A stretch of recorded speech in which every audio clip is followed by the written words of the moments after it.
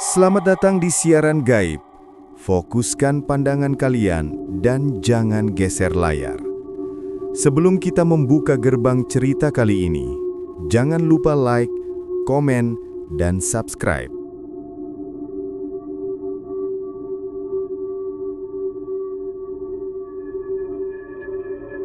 Malam itu pekat, tanpa bulan.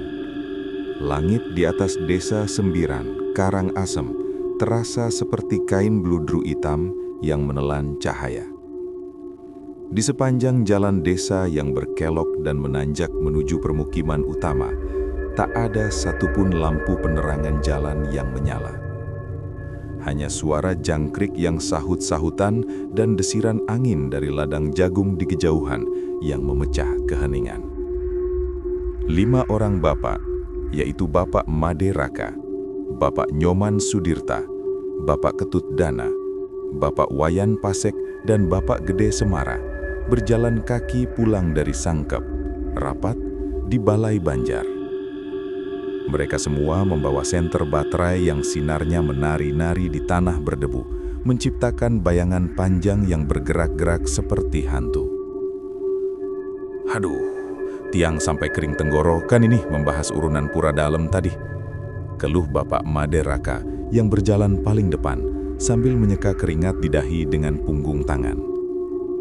Bapak Nyoman Sudirta yang bertubuh paling gempal tertawa kecil. Kalau tidak dibahas tuntas, nanti upacara besar itu tidak jalan, Bli Made. Iuran tahun ini memang naik sedikit, tapi ini kan untuk leluhur kita. Jangan dipikirkan beratnya. Bukan berat iurannya, Bli Nyoman, tapi berat mengeluarkan dari kantongnya, sahut Bapak Ketut Dana dengan nada bercanda. Ia adalah Kelian Banjar, kepala lingkungan yang baru, terlihat lebih muda dari yang lain. Tapi serius, usulan Pak Keliah tadi soal pembagian tugas ngayah, gotong royong, sudah pas kan?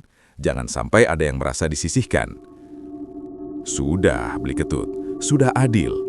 Yang punya sawah besar dapat jatah beras lebih banyak. Yang punya waktu luang lebih banyak, dapat jatah ngayah lebih banyak. Itu namanya karma, imbal balik.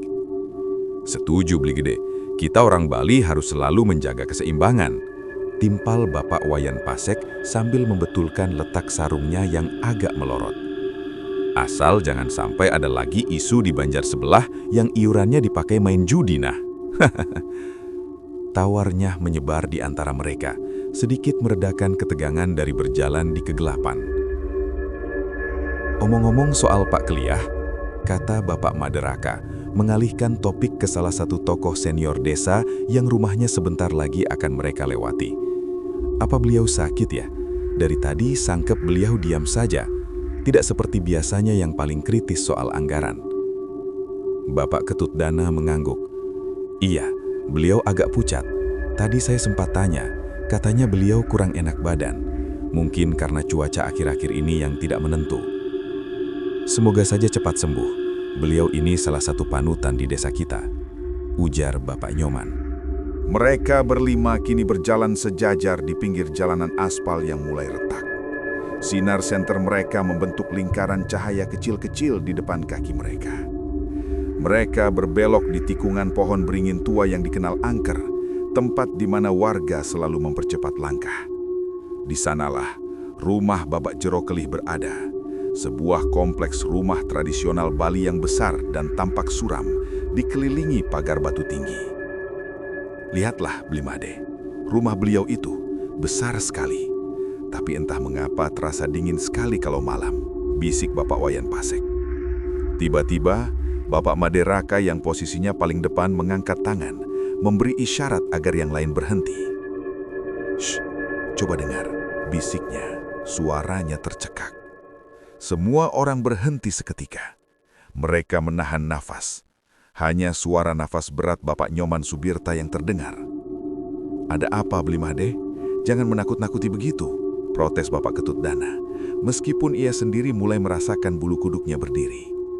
Bapak Made Raka mengarahkan senternya ke depan, ke arah semak belukar yang berbatasan dengan pekarangan rumah Jero Kelih. Itu, sepertinya ada sesuatu di sana.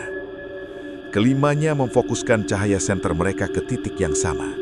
Di antara siluet semak-semak, terlihat bayangan hitam bergerak perlahan. "Astaga, itu babi," kata Bapak Gede Semara. "Babi siapa yang lepas malam-malam begini? Dasar ceroboh." "Babi? Babi dari mana? Kan tidak ada yang memelihara babi di dekat sini, nggih?"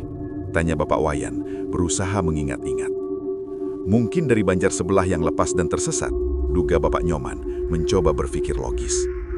Mereka pun berjalan lagi, namun lebih perlahan, mengawasi makhluk itu. Saat makhluk itu keluar sepenuhnya dari semak dan mulai berjalan pelan di tengah jalan, 5 pasang mata itu membelalak. Sinar senter mereka menyorotinya dengan jelas. Itu memang babi hutan hitam legam, tapi ukurannya sungguh tidak masuk akal. "Ya Tuhan, itu bukan babi biasa," seru Bapak Ketut Dana, suaranya sedikit melengking. Babi itu, Bapak Maderaka memperkirakan, memiliki tinggi hampir sepinggang orang dewasa. Tubuhnya panjang, gemuk dan seluruh kulitnya ditumbuhi bulu hitam yang tebal dan kaku, tampak berminyak dan kotor. Dan yang paling mengerikan adalah taringnya. 2 taring panjang dan kuning kecoklatan mencuat dari mulutnya, melengkung ke atas, tampak seperti taring yang hanya bisa dimiliki oleh babi hutan yang sudah hidup berpuluh-puluh tahun. Makhluk itu berjalan dengan langkah pelan dan mantap, tetapi anehnya tanpa suara. Dia tidak bersuara sama sekali, bisik Bapak Nyoman yang kini wajahnya sudah pucat pasi. "Lihat, dia berjalan di atas kerikil, tapi tidak ada suara pijakan atau gesekan kuku." Mereka terpaku di tempat. Sinar senter kelima Bapak itu menjadi satu sorotan terang pada tubuh babi raksasa tersebut. Bapak Wayan Pasek menelan ludah dengan susah payah. "Lihat taringnya. Aku belum pernah melihat babi sebesar itu di hutan kita, apalagi yang punya taring sejadi itu." "Ini bukan babi hutan. Ini lain," ujar Bapak Gede Semara. Matanya kini dipenuhi ketakutan yang dingin, bukan hanya kaget.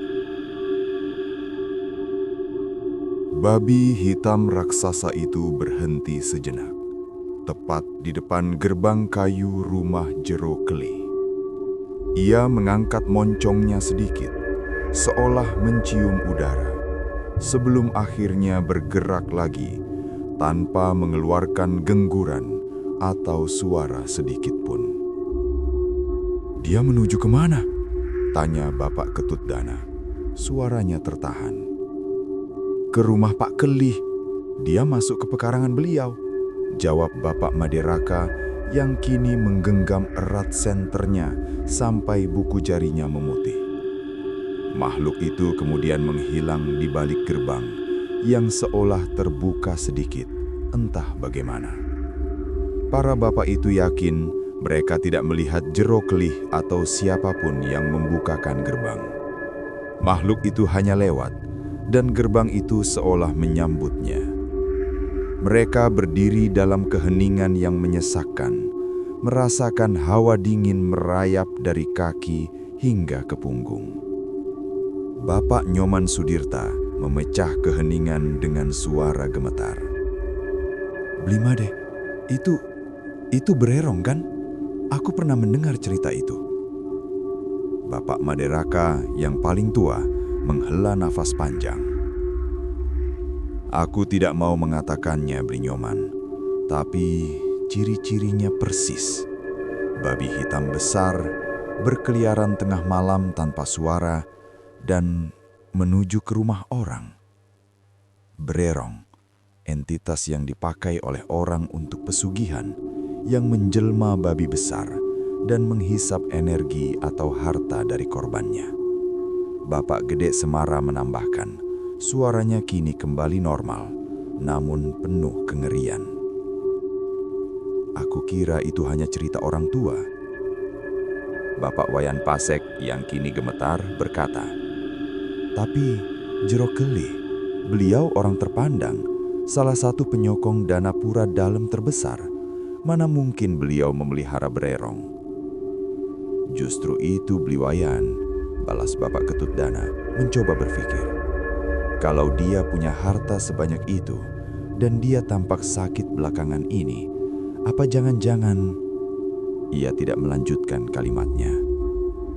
Setelah beberapa menit hening yang terasa seperti berjam-jam, mereka memutuskan untuk meninggalkan tempat itu. Mereka berjalan cepat, hampir berlari, tanpa menoleh ke belakang.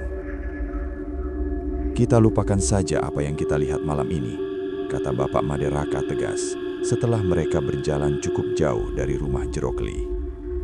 "Lupakan? Bagaimana mungkin kita lupakan babi sebesar kerbau masuk ke rumah salah satu tokoh desa, Blimade?" tanya Bapak Nyoman tampak tidak terima. "Kita tidak punya bukti, Bli Nyoman. Kita hanya punya kesaksian 5 orang yang baru pulang sangkep di malam buta," jawab Bapak Maderaka yang tampak berpikir jauh ke depan.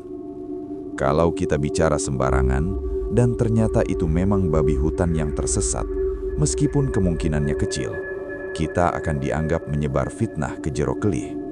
Ingat, beliau orang berpengaruh." Bapak Gede Semara mengangguk setuju. "Blimade benar. Kita tunggu saja. Kalau memang itu bererong, pasti akan ada kejanggalan lain yang terjadi di desa. Entah itu orang yang jatuh sakit tanpa sebab, atau hasil panen yang tiba-tiba gagal." "Jadi kita sepakat untuk diam?" tanya Bapak Ketut Dana memastikan.